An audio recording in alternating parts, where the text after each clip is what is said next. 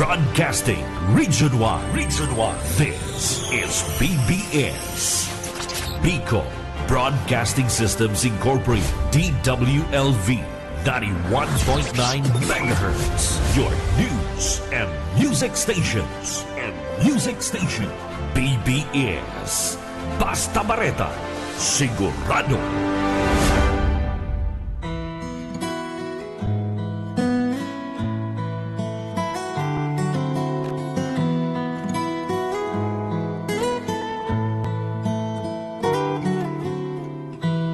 Father, hear your children call. Magandang umaga po muli, Bicolandia. Magandang umaga po muli dito sa probinsya ng Camarines Sur.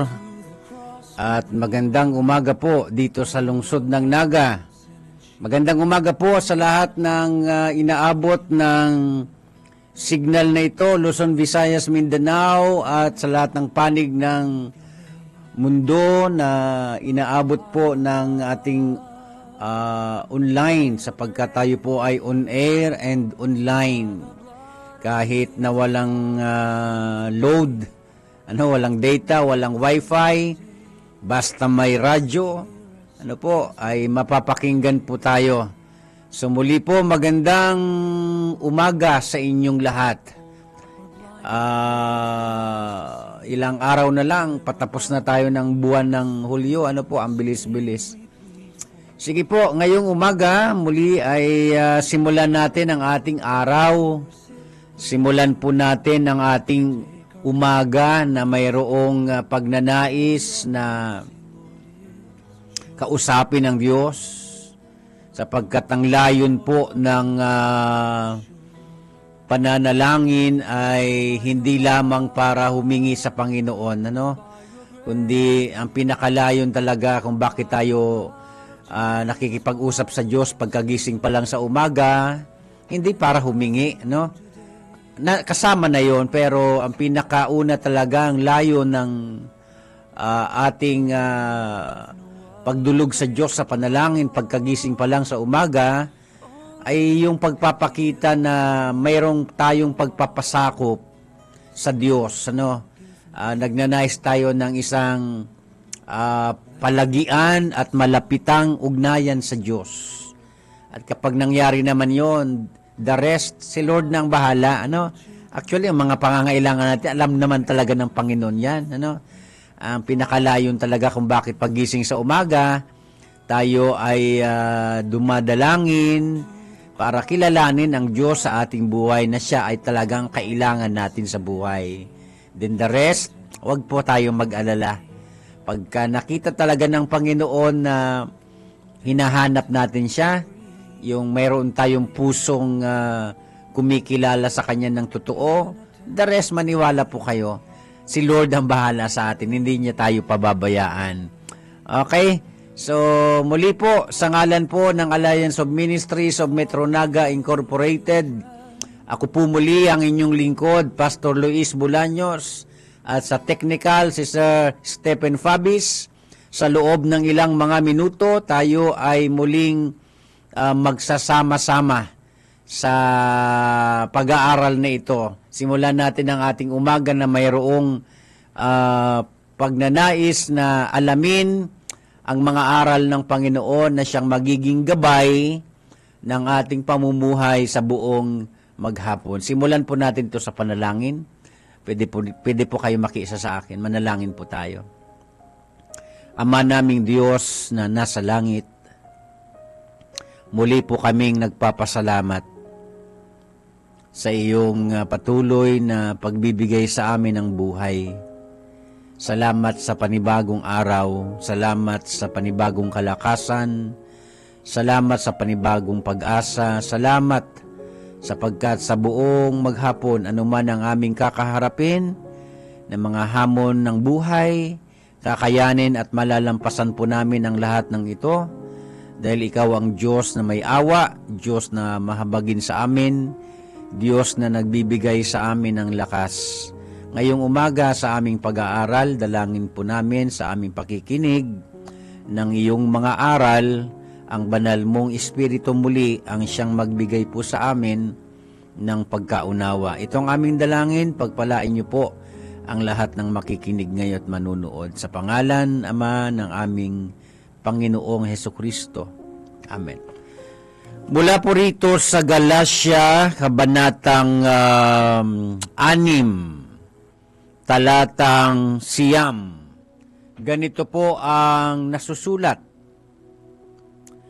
Kaya't huwag tayong mapagod sa paggawa ng mabuti, sapagkat pagdating ng takdang panahon, tayo ay aani kung hindi tayo susuko. So, ang Diyos po ang magpala ng ating puso na pagtatamnan ng kanyang mga banal na salita. Magandang umaga po kay Sister Eva Agregado at kay Sir Felipe Agregado Jr.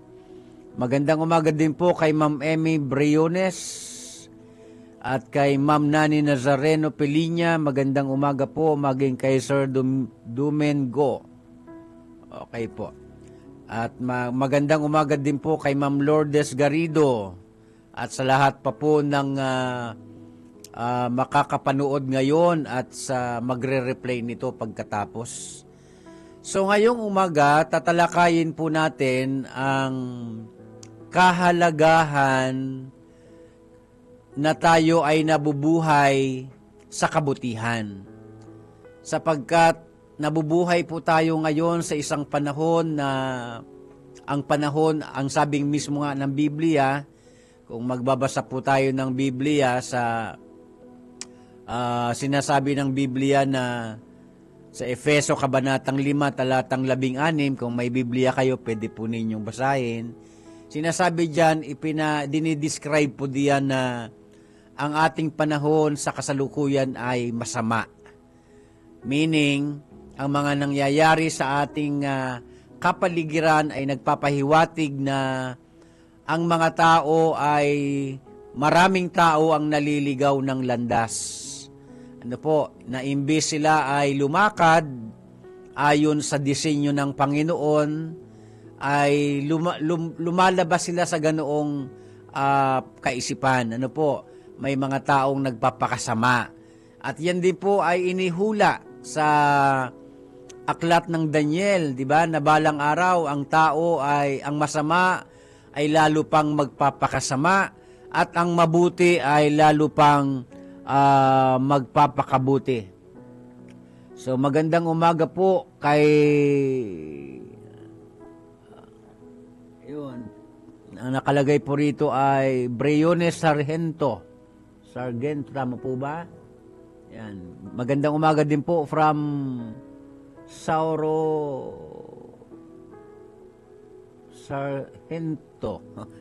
po nakalagay. Ng Pili. Pasensya na po kung napamali ako ng pagbasa ng apelyido nyo po ba yun. So, sige po. Ngayong umaga, sama-sama nating pag-aralan kung bakit napakahalaga ang tayo ay nabubuhay ayon sa disenyo ng Diyos. Ano ba ang disenyo ng Panginoon? Kahapon, nabanggit ko po sa inyo ang Efeso, kabanatang 2, talatang 10, na nagsasabing tayo ay kanyang nilikha, nilalang sa pamamagitan ni Kristo Jesus upang iukol natin ang ating buhay sa paggawa ng mabuti na inilaan na ng Diyos para sa atin noong una pa man. So, ipapaalala po sa ating ngayong umaga na ang pinakadesenyo ng Diyos sa ating buhay bilang tao ay ang maging mabuti. Okay? Sa simula pa lang kasi mabuti na talaga ang tao Nadungisan lang po nung sumuway si Eva at si Adan. Hanggang sa ating kapanahunan ngayon, mga minamahal kong tagapakinig, kahit na po napapaligiran tayo ng kasamaan at ng masasamang mga tao. Actually, itong sinasabi nating masasamang tao, kung susunod lang sila sa disenyo ng Panginoon, makakabalik sila sa dati. Kailangan lang talagang piliin ng tao ang mabuhay na mabuti. Isa po yung desisyon. Isa yan sa pagpipilian ang maging masama. Pagpili din po yan, di po ba? Kaya nga, tayo ang pipili. Tayo ang magdedesisyon kung tayo ay mamumuhay at mabubuhay ayon sa pagkakadisenyo ng Panginoon sa ating buhay. Dito sa sulat ni San Pablo, ay nagpapaalala ito sa mga Kristiyano noong panahon, maging sa panahon natin ngayon, na ang sabi rito, huwag tayong mapagod. Sabi po sa ibang salin, huwag magsawa. Sabi naman sa pinababaw pang Tagalog, huwag tumigil. Sa alin? Sa paggawa ng mabuti. Ang tanong, bakit? Yan po ang ipapaalala sa atin ngayong umaga. Kasi baka tayo ay nag-iisip na mas marami anyang gumagawa na masama. So, kung ano niya ang agos, doon ako susunod. Hindi po tamang pangangatwiran yon, sapagkat hindi po lahat ng ginagawa ng nakararami ay tama. Di bali nang nag-iisa tayo, mula sa karamihan, basta tama ang iyong ginagawa. Mabuti ang iyong nilalakaran. Ngayon, tatalakayin ko po sa inyo, bakit huwag tayong dapat mapagod, huwag magsawa, huwag tumigil sa paggawa ng mabuti. Bakit? Unang-una, ito po ay disenyo ng Diyos. Okay? Katunayan, kung nagbabasa tayo ng Biblia, napakalaking benefits ang mapapasa atin pagka ang tao ay hindi po tumigil at huwag magsawa sa paggawa ng mabuti. Basahin po ninyo, kung may Biblia kayong katabi, basahin po ninyo ang Pahayag, Kabanatang 22, talatang 12. Sinasabi ng talata dyan na ang sabi ng Panginoon Kristo, tandaan ninyo, malapit na akong dumating. Sa iba namang salin, darating na ako. Yan. At daladala ko ang mga gantimpala na ibibigay sa bawat isa ayon sa kanyang ginawa. Ibig pala sabihin, mga minamahal kong mga tagapakinig, someday, sa pagbabalik ng Panginoon Kristo, mayroon siyang daladalang gantimpala, reward, premyo, na ibibigay kanino? Doon sa mga may ginawa. At siyempre po, ang konteksto noon, ang ginawa ay mabuti. Kaya nga, balang araw din, mababasa din natin sa Mateo Kabanatang 25, darating ang araw, ibubukod ng Diyos ang mga mabubuti at masasama. Imagine, kaya mayroong classification mangyayari. Kaya kung ganoon pala ang mangyayari someday, ay wag tayong umalis doon sa ganoong disenyo. Sapagkat wala naman palang ibang makikinabang nito, tayo din lang naman. And besides, hindi dapat ganoon ang ating motibo. Na kaya kagagawa ng mabuti kasi may mapapakinabang ka. Kasama na yun, pero hindi yun ang pinakamotibo. Ang pinakamotibo at ang pinakadahilan kung bakit tayo kinakailangang huwag magsawa sa paggawa ng mabuti, ito ay sapagkat ito ay disenyo nga ng Panginoon. Magandang umaga po kay Sir Lauro Rivera San Jose at kay Sir Luis R. San Jose Jr. So, yun ang pinakauna kung bakit ako at ikaw ay huwag magsasawa, huwag titigil, huwag mapapagod sa paggawa ng mabuti, sapagkat unang-una, ito ang disenyo ng Diyos sa atin. Pangalawa, tayo ang tatanggap ng gantimpala. Makakatanggap ka ng gantimpala. O kaya, mga minamahal ko mga tagapakinig, kung ikaw ay isang mabuting Kristiyano, hanggang sa pagbabalik ng Panginoon, manatili kang mabuti. Kung may mga ginagawa kang kabutihan, sapagkat ang paggawa ng kabutihan ay marami namang mukha, maraming anyo, maraming uri, maraming kaparaanan para makagawa ng mabuti. At someday, kailanman hindi masasayang ang mga pinaggagawa nating mabuti. Kahit na nga sinasabi na pagkaminsan tayo ay nagagastusan, di ba? Tayo ay nagsasakripisyo dahil sa ating kagustuhan na makagawa ng mabuti. sapagkat ang nilalayo ng ating puso ay mabigyan ang Panginoon ng kaluguran, sapagkat ang Diyos po ay nalulugod kapag tayo ay gumagawa ng mabuti. Ano po? Kaya mahalaga na ipaalala ito sa atin ngayong umaga, at kung sakali man ngayong umaga, ikaw na nakikinig, mayroong makakapakinig nito na hindi ka lumalakad sa landas ng kabutihan, hindi pa naman huli ang lahat. Bumalik ka at sumunod sa disenyo ng Panginoon na tayo ay maging mabuti. Sapagkat, uulitin ko, disenyo ito ng Diyos, utos ito ng Diyos. Katunayan, sabi nga po sa Mateo Kabanatang 5, talatang 16, sinasabi diyan na pagliwanagin ninyo sa harapan ng mga tao ang inyong mga ilawan, at kapag nakita nila ang inyong mabubuting gawa, luluwalhatiin nila ang Diyos sa langit. Ibig sabihin, talagang ang paggawa ng mabuti, ang Diyos, nalulugod. Bakit siya nalulugod? Sapagkat siya mismo ang nagdisenyo nito. Ano po? Kaya ang tanong ngayong umaga, ano ba ang pinagagawa nating mabuti? Ipagpatuloy po natin yan. Ano po, huwag tayong titigil, huwag tayong magsasawa, huwag tayong makaramdaman ng pagod, pero huwag tumigil. Ano? Sapagkat, uulitin ko, palapit na ng palapit ang pagbabalik ng Panginoong Sokristo, at sabihin ko po sa inyo, ang pinaka maganda, pinakamatalinong investment dito sa lupa ay ang tayo ay nag-iipon ng kabutihan sa langit. Kaya sabi nga po ng Mateo Kabanatang 6, talatang 20, kung may Biblia kayo, pwede niyong basahin, ang sabi ng Panginoong Sokristo, mag-impok kayo ng kayamanan sa langit. So hindi po yung literal, na dadalhin natin ang mga kayamanan kung mayroon man tayo dito sa lupa at gusto mong dalhin sa langit. Hindi po ganoon. Kaya ang tinutukoy na pag-iimpok ng kayamanan sa langit, ayun nga pong ginagawa nating mga kabutihan.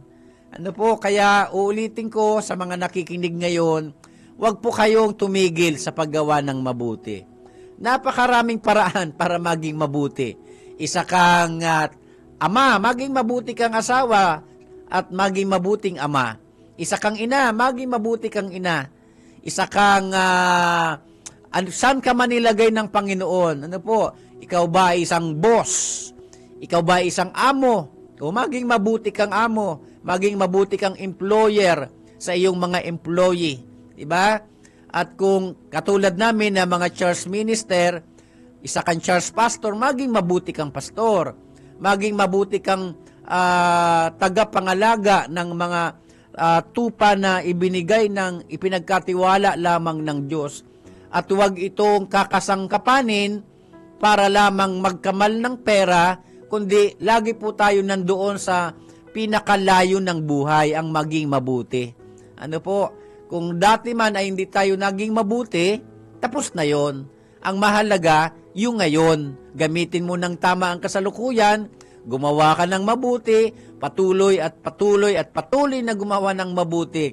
At someday, ang Diyos po ang magbibigay sa atin ng gantimpala. Muli po magandang umaga kay Ma'am Lourdes Garrido. So, ngayong umaga, uulitin ko po, utos ng Diyos na tayo ay magpakabuti. Utos ng Diyos na tayo ay maging mabuti. Naalala ho ninyo nung sinabi ng Panginoon Sokristo, na sabi niya, nung ako ay magutom, ako ay inyong pinakain, nung ako ay mauhaw, ako ay inyong pinainom, nung ako ay walang maisuot, dinamtan ninyo ako, nung ako ay magkasakit, inalagaan nyo ako, nung ako ay mabilanggo, dinalaw nyo ako. Sabi ng Panginoon Sokristo, sabi ng mga alagad, Panginoon, kailan kayo nagutom, na pinakain namin kayo, kailan kayo nauhaw, na pinainom namin kayo, kailan kayo nagkasakit na inalagaan namin kayo, kailan kayo walang maisuot at dinamtan namin kayo, kailan kayo nabilanggo, na dinalaw namin kayo. Ano ang sagot ng Panginoong Sokristo? Tandaan ninyo, anuman ang inyong ginawa, sa pinababaw na Tagalog, anuman ang inyong ginawa sa inyong kapwa, ay ginawa ninyo para sa akin. Imagine, kaya wag nating mamaliitin ang mga maliliit na pagtulong. Wag na tayo mag-isip na, halimbawa, dyan sa sentro, may mga namamalimos, di po ba? Mayroon naman tayo bagang kumbiksyon. Mayroon naman tayong isip na mararamdaman naman talaga natin at makikita kung yan ba ay sindikato o yan ba ay nagpapanggap. Kitang-kita naman talaga natin kung sino ang dapat na bigyan ng limos. Kita naman natin kung sino dapat ang tulungan. So sa palagay mo hindi deserving, edi wag mong tulungan. May pagpipilian nga sa paggawa ng mabuti. Yung needy o deserving. Yan. Alin man sa dalawa, so totoo lang, kung akong tatanungin nyo, alin man sa dalawa, okay lang. Ang pinaka, talaga natin sa pagtulong, unang-una, nakikita tayo ng Diyos. Malulugod siya sa atin kapag tumutulong tayo at gumagawa ng mabuti. Pangalawa, kung yung taong tinutulungan natin ay sinasamantala tayo, alam naman natin yun. Kaya nga, gagamitin lang naman natin ang ating pag-iisip sa pagtulong. Kung iyan ay deserving talaga, di tulungan natin. Halimbawa, mga pilay, mga matatanda dyan na wala na talagang kumakalinga, nabubuhay na lang sa paglilimos, at mayroon ka namang sobra, sayang ba na maglimos ka ng kakaunting barya? O kung kaya mo pang magbigay ng higit, o di mas maganda, sayang ba yon? Hindi po. O ang inyo pong lingkod, practice ko na po yon. Sinasabi ko ito kasi may connection ito sa ating pinag-aaralan at sinasabi ko ito for the glory of God, sa kapurihan ng Panginoon, na kahit may lalabas na pera sa iyong bulsa, kung ang kapalit naman nito ay pag-iimpok sa langit, di very good investment. Hindi po ba? Kaya wag tayong naghihinayang. Minsan nga ang tao hindi nanghihinayang na gamitin ang pera sa mga wala namang kakwenta-kwentang pinagkakagastusan. Yung pa kayang pagtulong, panghihinayangan mo, dapat wag tayo manghinayang kapag tayo nakakatulong. Sabi nga ng ating binasa, dito po sa Galatia Kabanatang 5, 6, talatang 9, kung hindi tayo magsasawa, tayo ay mag-aani sa takdang panahon. Hindi naman pala nasasayang eh. Unang-una, nalulugod ang Diyos. Pangalawa, tayo naman ang makikinabang balang araw. Kung hindi man dito sa lupa, di sa langit. Di po ba? Kaya, i-check ho natin ang ating puso, ang ating pag-iisip, ang ating motibo kapag tayo gumagawa ng mabuti.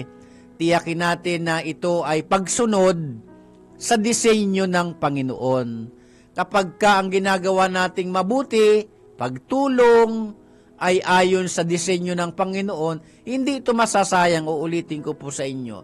Kung may Biblia kayo ngayong katabi, basahin po ninyo ang Mateo Kabanatang 6, talatang 1. Ano ang sabi diyan? Tiyakin ninyo na huwag maging pakitang tao ang paggawa ninyo ng mabuti. Tingnan nyo, disenyo ng Diyos na ako at ikaw maging mabuti. Disenyo ng Diyos na ako at ikaw gumawa ng mabuti. Kaya lang, ang sabi ng Panginoon, tiyakin mo na malinis ang puso mo. Tiyakin natin na tama ang ating motibo sa pagtulong. Sabi nga ng Panginoon, huwag maging pakitang tao. Ang tanong, kailan nagiging pakitang tao ang paggawa ng mabuti? Kailan nagiging pakitang tao ang pagtulong? Una, kapag ito ay ipinagsasabi natin sa iba. Ibig pala sabihin, ang pagtulong hindi na dapat ipinagsasabi. Tanging ang Diyos at ikaw na lang ang nakakaalam.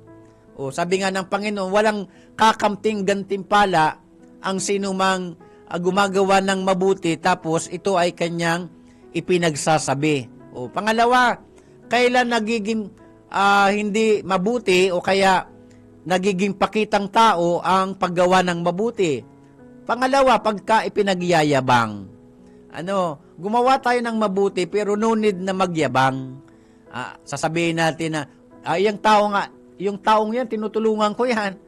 Kung hindi dahil sa akin, hindi siya makakarao sa buhay. Pagyayabang po yun. At pagka ginawa natin yon, mawawala ng saysay. Not counted, sa langit ang ating ginawang mabuti. Pero nakagawa ka man talaga ng mabuti. Kaya lang, ang Diyos po ay after sa motibo. Kaya aayusin natin ang ating motibo. Maging mabuti tayo kahit na hindi tayo, walang nakakakita sa atin. Wag tayong gumawa ng mabuti kasi may mga kamera na nakapaligid sa atin at kapag nakitang gumawa ka ng mabuti, magva-viral ka, sisikat ka dahil gumawa ka ng mabuti. Pero alam naman ng Diyos kung bakit natin yung ginawa. Pero ang totoong mabuti talaga, kahit sa likod ng kamera, kahit walang kamera, siya ay talagang mabuti. At yun ang gusto ng Diyos. Kailan nagiging pakitang tao ang paggawa ng mabuti? Una, kapag ipinagsasabi. Pangalawa, kapag ipinagyayabang. Pangatlo, kapag ito'y isinusumbat. Gagawa-gawa ka ng mabuti. Gagawa-gawa ka ng pagtulong. Balang araw pala, susumbatan mo lang naman ng tao. Mali po yun. Tayo ay nagbibigay. Tayo ay tumutulong. Ang tawag nga dyan ay no strings attached. Hindi ka umaasa na kapalit na pagbigay din sa iyo ng binigyan mo. Hayaan natin na ang Diyos ang magbigay sa atin ng gantimpala balang araw sa lahat ng ating pinaggagawang mabuti. Kaya ngayong umaga, paalala po ito sa atin na wag tayong mag-focus kung ano man ang mga kasamaan sa ating mundo. Wag tayong mag-focus sa mga ginagawang masama ng masasama. Mag-focus tayo ano ang disenyo ng Diyos sa iyo at sa akin. Okay? Ano ang disenyo ng Diyos sa atin? Magpakabuti, maging mabuti, gumawa ng mabuti, ipamuhay ang mabuti. At kung sakali man nung nakaraan sa iyong buhay, ay hindi ka nakagawa ng mabuti, buhay ka pa ngayon, pagkakataon mo na yan. Pagkakataon na natin yan. Na yung mga natitirang panahon sa buhay natin, ilaan natin sa paggawa ng mabuti. Napakaraming kabutihan ng pwedeng magawa. Wag lang tayong mapapagod, kahit na wag tayong titigil. Pagka minsan may napapagod, wag titigil. Sapagkat pag tumigil tayo sa paggawa ng mabuti, sinong mawawalan? Hindi ba ikaw din? Hindi ba ako din? Kaya, dalawang bagay lang tinalakay ko ngayong umaga, para gawin nating simple ang ating ang aral ng Panginoon ngayong umaga. Bakit po kinakailangan gumawa ng mabuti? Una, sapagkat disenyo ito ng Diyos. Okay? Pangalawa, may makakamtan po tayong gantimpala. Sa madaling sabi, hindi sayang. Okay? Hindi sayang. Ang sayang, kung ang pera mo ay pinagagastos mo sa mga kawalang mga kwentang bagay. Pero yung magbigay ka ng tulong sa mga dapat talagang tulungan, hindi po yan kailanman sayang. Ako po personally, hindi ako nanginayang sa mga ganyang bagay. Alam po yan ng mga kapatirang pinagkatiwala lang sa akin ng Diyos sa simbahang aking pinamumunuan. Bilang pastor, hindi po ako inangihinayang na tumulong talaga sa mga kapatirang dapat tulungan at kahit nasa labas ng simbahan. Hindi ako after sa paano ako kakamal ng pera sa simbahan. Maling-mali po yan. At yan hindi dapat gagawin ng mga namumuno sa simbahan na kaya namumuno dahil sa pera. Manalangin po tayo, Panginoon. Salamat po ngayong umaga sa paalala sa amin ng iyong mga aral. Pagpalain niyo mong lahat ng nakinig at nanood. Itong aming dalangin sa pangalan ng aming Panginoong Kristo. Amen. Muli po ako inyong lingkod, Pastor Luis Bulaños. Susunod na po ang Kakampi Network News, ibabalita ni Sir John Bernas. Magandang umaga po sa inyong lahat.